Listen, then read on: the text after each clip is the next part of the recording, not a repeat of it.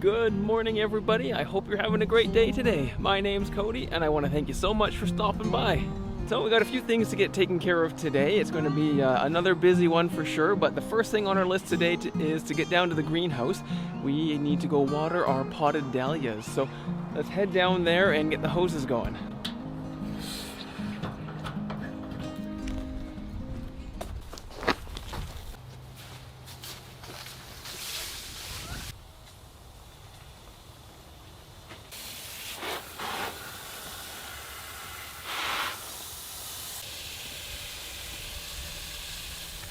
Spent a little bit of time in the greenhouse here with the dahlias, and as you can see, they're doing fantastic. This guy is just going crazy. Just a few weeks ago, we were out here transplanting them from their little 4.5-inch pots into these 5-gallon pots, and just in that short amount of time, they've tripled in size. It's so exciting. We're just at the beginning of July here, so I think they've still got a little ways to go yet before they start putting on flowers. But with about 200 of them in here, I think it's just going to look absolutely stunning. Once they all get up to about their 3 or 4 foot high height with all their flowers, it'll be very stunning. So like I say, it's probably just once a day with this heat. I get out here to water them. That's pretty much it. They're self-sufficient in these little containers. So one thing, like I say with dahlias all the time, is if they dry out, they won't do very well for you. So they like to make sure they have a nice consistent moisture in whatever you plant them in, whether that's out in your garden or in pots like this. So make sure they stay nice and hydrated, and you'll be very well rewarded. So let's keep moving.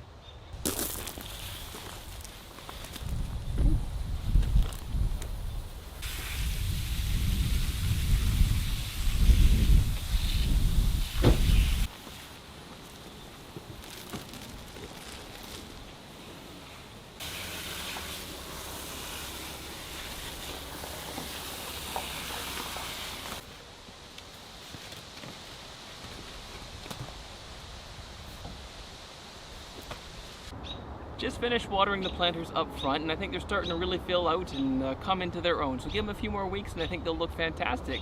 Next thing we're going to work on today is I've got this area down here that you see behind me that I got tilled up, but I just keep the weeds out of it.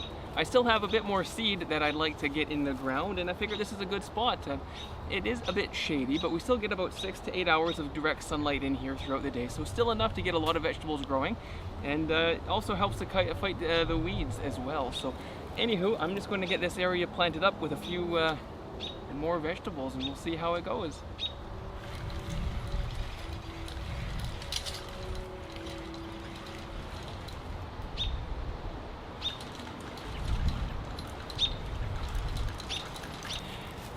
So we're making good progress on there. I just wanted to stop and take a minute and just maybe explain a little bit about how I keep track of everything. So I just keep a notes document, or whatever they're called, on my phone going, and I denote where I start from. So we'll say the northeast corner for this block, that's where we start from, and then I start counting blocks and then rows. So each pass of the tiller I count as 1 block, and then the rows within that block I denote as rows, again starting from that first marker northeast. So say I'm coming to this area, I'm going to start in block 1 at the northeast corner, and then the first row there is going to be row 1, and then I'll come in that way. And then I've got all my seed here in these bags with their labels and brief instructions on them, and then I just plop them in the seeder here with the correct plate, and then I go down the row there and get them in the ground. So very straightforward.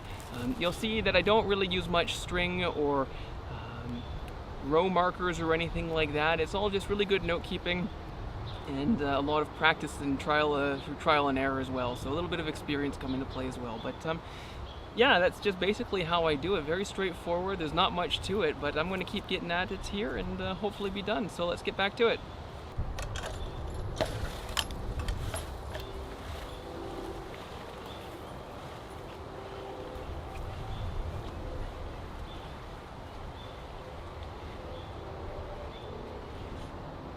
We got the radishes all in there. That whole row is now finished.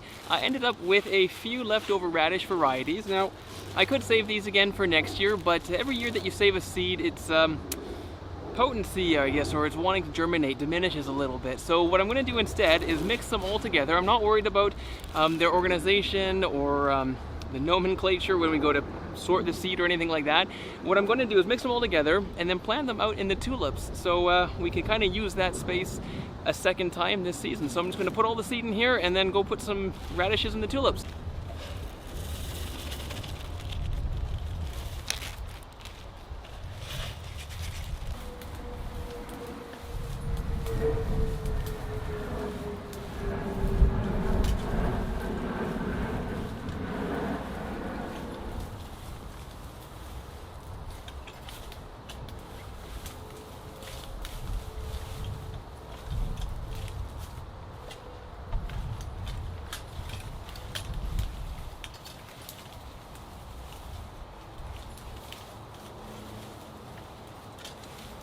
There we go, all the extra radish seeds have been put out. Now, it probably seemed a little chaotic and maybe a little silly to do that, but that bed is going to get a revamp this fall anyway, so it's kind of just saying follow this spring and the rest of the summer in order for us to kind of revisit it in the fall. And now I know with radishes, when they go into bloom, when they bolt, they create a really nice flower, kind of like it'll be a nice backdrop. Anyway, in my mind, I'm envisioning kind of like a nice tall wispy white flower in the background there with the other trees and stuff like that. So who knows, maybe we'll get some radishes, maybe we'll get some flowers, or maybe it'll be a complete waste. But at the end of the day, I'll learn something, and who knows, it might be something good, but it might be something not good. It doesn't matter, right? It's the act of trying something new and learning from it. So let's move on to the next job. Okay, we're back up in the yard now, and one of the ideas I had that I thought would be fun for this year is to do a U-cut sunflower planting.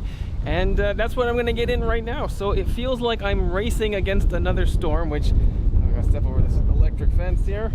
Careful. There we go. So it feels like I'm always chasing, or not chasing, but rather racing a storm and trying to get this in before it rains. I mean, if it rains as soon as I finish planting, that's ideal. But yeah, I don't know if you can see behind me, the storm clouds coming with the winds picking up. So I'm just going to try to get this done as quickly as I can and get in out of this rain that's coming. Wish me luck.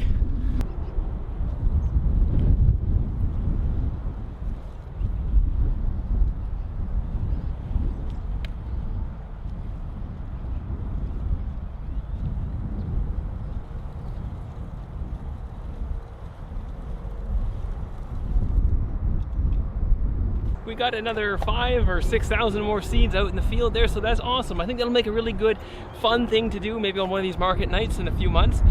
When you know, the sunflowers are growing up, people can come out and cut their own. I think that'd be a fun little addition. So those guys are in the ground now. Let's go find out what else we can get up to. Up next is a little bit of tree and shrub work. So I've got 2 double flowering plum shrubs that I want to take care of. I'll show you what I mean when I get over there. Before I do that, we have these Manitoba maples. They're actually, I think, box elders, not an actual maple, but that's fine, it doesn't matter. And they like to sucker at the base. I don't know if you can see that down here. Last year I cleaned them up nicely, but then they shot up a bunch of undergrowth there. So I'm not going to do that today. I have a bigger one I'd like to cut, and I'll swing around here, right there behind me here. This guy, he got a little heavy during that last storm there, and it's kind of putting a lot of pressure on this arch here. This arch itself probably should come down, but it just looks so pretty that I have a hard time doing that. So anyway, I'm going to lighten the load, take this branch off, and see if that helps out the structure of this tree here. So let's get that cut off.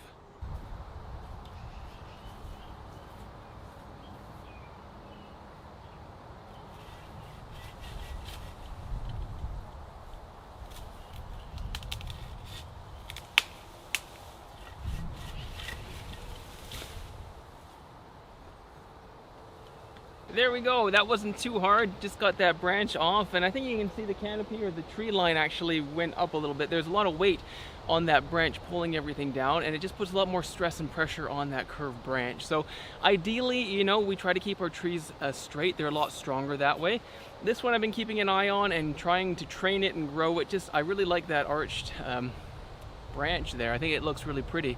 About 5 years ago, we had an event, and we refer to it as snow timber, where we had like 1.5 feet of snow dumped crazy early September. It's a wet, heavy snow, and it just flattened a bunch of our trees here. This is one of the casualties of that, and let me show you the base of the tree here. So at the base here, this you can see is the actual heartwood of the tree. That's like the core, right? And then we have the outer layers here. This is starting to grow back quite nicely, but you can see it cracked, and at one point you could see right through the tree. So like I say, ideally this whole limb comes off, but I'm keeping a close eye on it, making sure that it's structural, making sure that there's not too much weight on there, and who knows, it's healing over really quite well. Be a few more years before this outer bark kind of closes in on itself to give a full heal. But I think if we keep the light, or the load light on it, it does make a really nice feature, I think. So anyway, we'll keep a close eye on her, but on to the next project.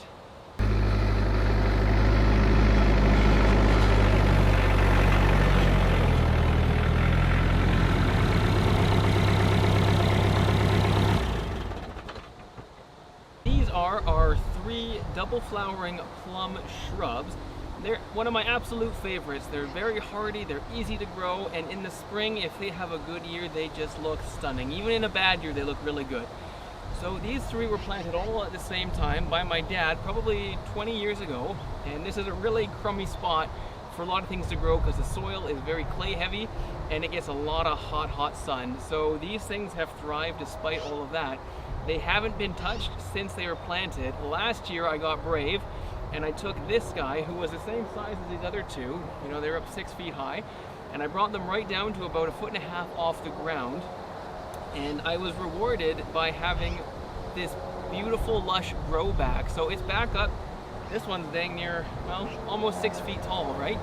And it's just filling out nicely. So now that I know that I can cut these things back hard and not risk killing them, I'm gonna take care of these other 2, and I'm gonna show you why.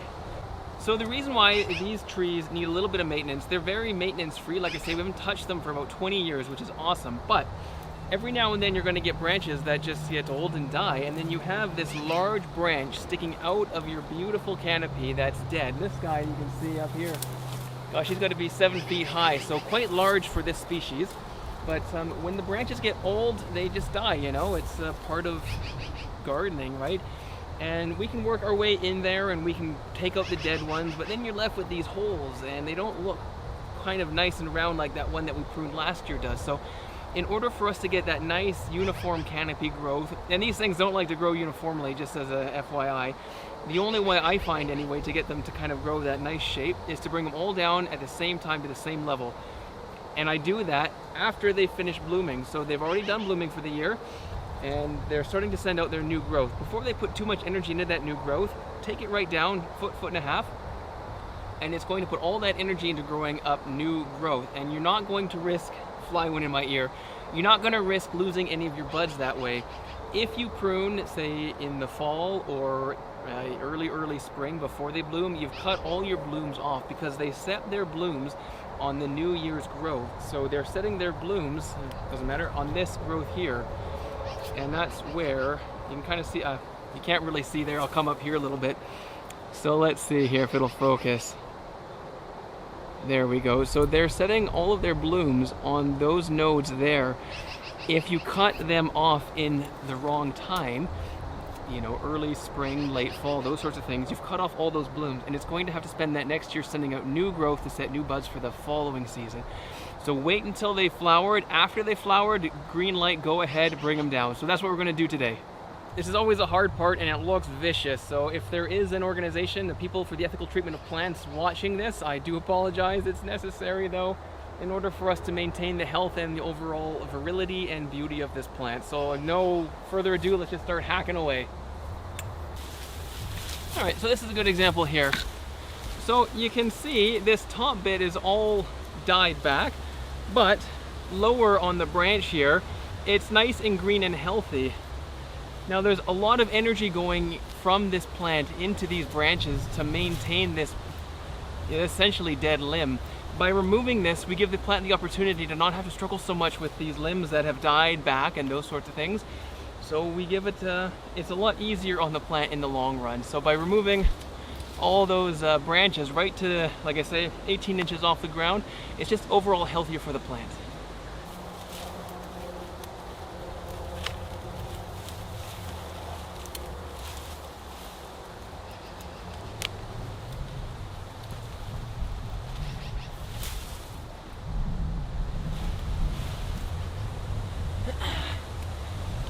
Okay, there we go. So that took about 7 minutes to get done, and you can see it's a bit of a rough stump right now. I can go ahead and smooth out those branches and they'll start to sprout here pretty quick, but it really does allow you to get in close and personal with your plants to kind of see the overall health. I did notice a couple different types of fungus growing in the inner branches there, so it's nice to get that cleaned up. They say sunlight's the best disinfectant, so by opening up that canopy, it's really going to help the overall health of this plant. I'll get this all cleaned up. It also lets me see a lot of grass that's come up in through there, so it gives me an opportunity to get in really close to the base, pull all that grass back, get rid of the grass, and then probably look at adding a mulch here in the not too distant future. So that's another good thing for overall plant health. But I'm going to tackle this other guy here, so let's get to that. So what's behind me here is two of those bushes. This is the one that I pruned last year, so a lot came off of those guys, but don't worry, I'll show you their progress. They're going to be perfectly fine, and honestly they're going to be a lot happier and in the long run healthier too because of that rejuvenative prune, or rejuvenative. English is hard. So anyway, that's taken care of, but this guy is looking happy and healthy. He's got a nice uniform growth habit, which is fantastic. You know, it's going to be really good for flowers next year. That does it. So you can see we got both of those double flowering plums cut right back. It's getting late in the day here, so I'm going to wrap it up, but I'll come back later and tidy everything up, make it look nice, pull all that dead grass out, get some mulch in there. Maybe that's next week's video, who knows. But anyway, I just wanted to show you how I take care of my double flowering plums. I got a big bucket load to dump here in the burn pile, so I'm gonna go take care of that. But I want to thank you so much for watching today and hanging out with me for a little bit, and I hope you enjoyed it. So until next time, guys, have a great day and take care. We'll catch you later. Bye now.